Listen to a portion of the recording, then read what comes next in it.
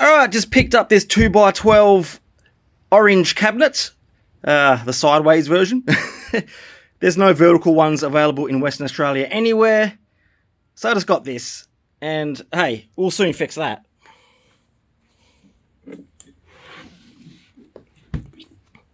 Voila! We have a vertical. Now, I couldn't find a closed back version. Again, none in Western Australia.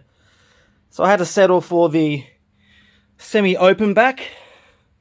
But that's fine. I can always seal that up with some pine or something.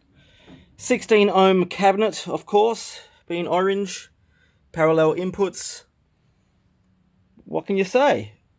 About as good as you can get in terms of quality of cabinets. I'm definitely going to seal this though. So I do like a closed back cabinet. But that's an easy fix. And probably just unscrew these side, bottom rubber feet, and that'll be all good. Good thing I haven't got OCD too bad. Otherwise that would drive me mad. I'm not the only guy to do it. The guy from, was it PMTV, demoed one of these cabs with a Super Crush 100 head on top, and that's what I'm waiting to get in the mail, the Super Crush 100. That will fit nicely on top. Not too much overhang. That will be a sexy beast. I did come home with a 4x12. Then I realised, oh shit, it's got the Voice of the World speakers in it. Luckily, it had a problem with the input jack, and I took it back and just got the 2x12 with vintage 30's. Ha! Blessing in disguise. Although they didn't sound too bad, I must admit.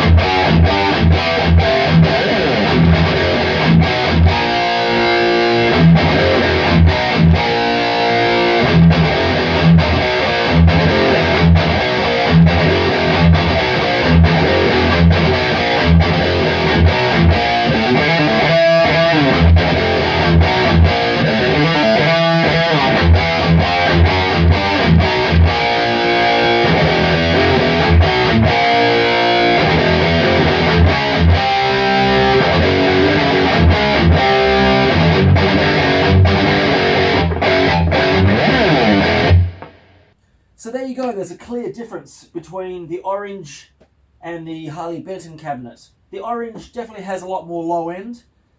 That's probably to do with the thickness of the cloth in the front, the thickness of the wood, and the type of wood used. If I seal the back, that might even bring the low end up a little bit, make it a little bit tighter. I'm going to experiment with that soon. Yeah, the Harley Benton cabinet is quite a bit brighter. These speakers aren't fully broken in yet. Now, in the last couple of years, I pretty much believe that speaker break-in was bullshit, because there's a couple of videos on YouTube where they do the little scientific experiment and analyze the frequencies with software with a new vintage 30 compared to a broken in vintage 30, and their conclusions are there's no significant difference. So I accepted that for a couple of years, but now that I've tried breaking in these speakers, I gave it 6 hours of looping a really heavy chuggy riff, cranked the bass up and the volume, had it on the face planted on the floor, covered it all with cushions so the neighbours couldn't hear it too bad. Just let it run for 6 hours, and I came back and tested it. Man, there's a massive difference. It was unbearable before, but now a lot of that high end has smoothed out. That's not a fucking myth. It's not my ears adapting either, because I was comparing the two before this video, and this sounded quite pleasant, and this was just out of this world bright and just insanely unbearable. And now it's still bright, but nowhere near as bright as before. Forgive the door banging all over the place, there's a fair bit of wind outside.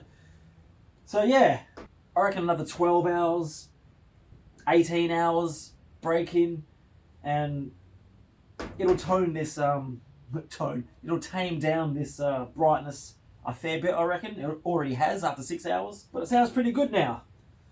So which 2x12 did you guys like the best? The bassier orange 2x12 or the brighter Harley Benton 2x12? I know this is a much better built cabinet. I mean, it's almost 3 times the price. But I kind of like the Harley Benton a little bit more. If I had to lose one though, I'd get rid of the Harley Benton, because this is a better cab. And you can adjust the tones on the amp and brighten it up significantly if you want. This was a display model in one of my local guitar shops, so I assume the speaker is fairly broken in, because it's not really bright at all. So if it's not broken in, no big deal really, because it hasn't got that high-end trilly fucking brittle tone in there. So anyways, let me know what you think in the comments below. Riddles.